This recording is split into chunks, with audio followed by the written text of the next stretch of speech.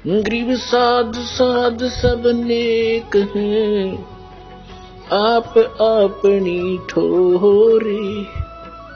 जो सतलोक ले जावेंगे वो साधु कोई और।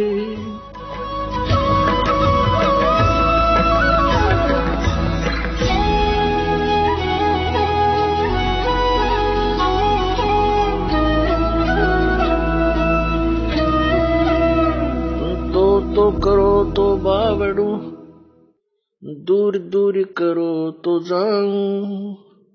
जो राखो त्यों ही रहूं, जो देवो सुख।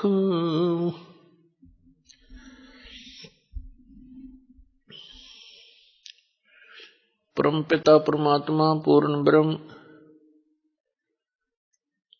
सर्व सृष्टि रचनहार कबीर परमेश्वर जी की असीम कृपा से आप सभी पुण्यात्माएं सत्संग सुनने के लिए उपस्थित हुए।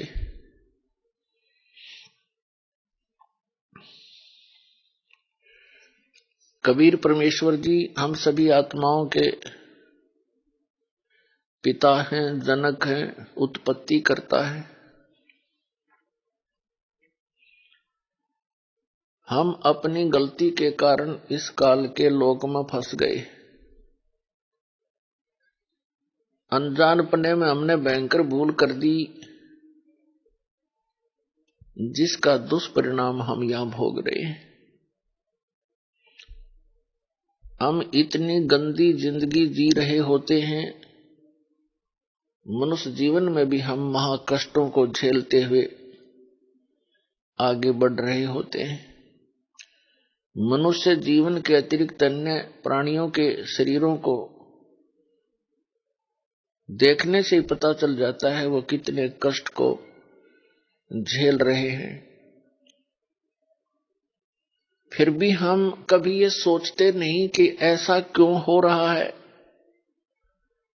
कभी किसी के यहां कोई घटना घट जाती है, कोई व्यक्ति की मृत्यु हो जाती है, उस समय उस परिवार के अंदर जो कहर टूटता है, हाहाकार मच जाती है, पागलों की तरह टक्कर मारते हैं उसके वियोग में। कुछ क्षण के लिए ही वहां जाने वालों को भी थोड़ी बहुत याद बनती है कि सचमुच ये क्या जीवन है। कल तक ये व्यक्ति सब कुछ अपना माने बैठा था और अब ये चला गया, इसका क्या है। कुछ देर के बाद हमें फिर अंदर से ऐसा दबाव आता है, हम अधिक समय इस पर सोच नहीं सकते। और जिन महापुरुषों ने इस पर सोचा, उन्होंने इससे बचने के लिए, जरा और मरण से छुटकारे के लिए प्रयत्न भी किए, तो संत के अभाव से, सतगुरु के अभाव से,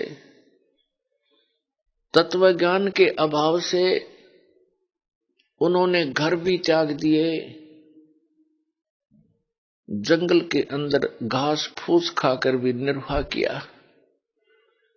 परंतु यहाँ के भगवान, यहाँ के स्वामी, यहाँ के मालिक इस ब्रह्म ने, ज्योत स्वरूपी काल निरंजन ने उनको रास्ता नहीं दिया। घर त्याग कर जंगल में चले गए, गलत साधनाएं करते रहे, सिद्धियां प्राप्त हो गई।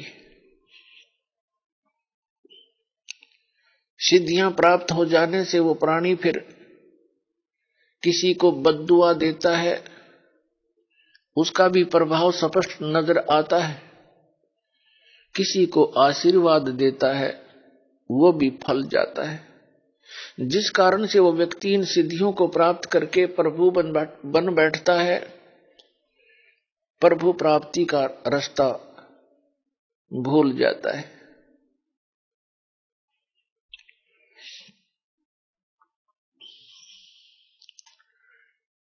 और फिर वो सदा के लिए अपना जीवन नाश कर जाता है। पुण्यात्माओं, आपका सौभाग्य है कि आपको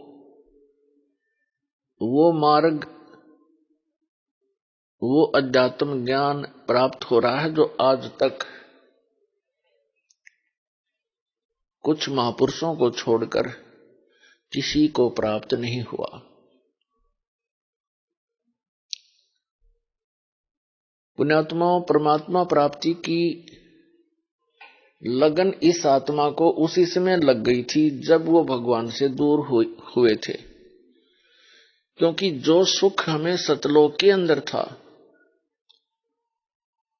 वो नहीं रहा, और हम फिर उस सुख की नकल यहां इस काल के लोक में खोज रहे हैं, उसकी नकल कर रहे हैं।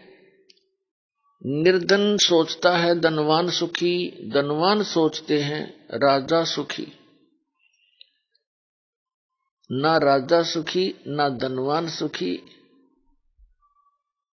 और निर्धन तो सुखी होगा कैसे जब तक साधना नहीं, किसी के पास सत साधना नहीं है। राजा लोग सोचते हैं कि सुख तो ऊपर के लोकों में स्वर्ग में होगा, इंद्र को होगा। इंद्र महादुखी, स्वर्ग का राजा इंद्र कहलाता है। परमेश्वर कबीर जी ने आकर बताया है कि बच्चों, तुम नमक के बोरे में बूरा का टेस्ट खोज रहे हो, कभी नहीं मिल सकता। बूरा का टेस्ट तो बूरा के बोरे में ही मिलेगा, चीनी के बोरे में मिलेगा। वो सुख सागर, वो चीनी का बोरा सतलोक है जहां आप रहा करते थे। आप गलती से नमक के बोरे में गिर गए हो, आपको चीनी और नमक और बूरा के बोरे का एक जैसा ही कलर, एक जैसा ही सब कुछ नजर आता है, लेकिन उसके आनंद और टेस्ट में दिन रात का अंतर है। कबीर साहब कहते हैं,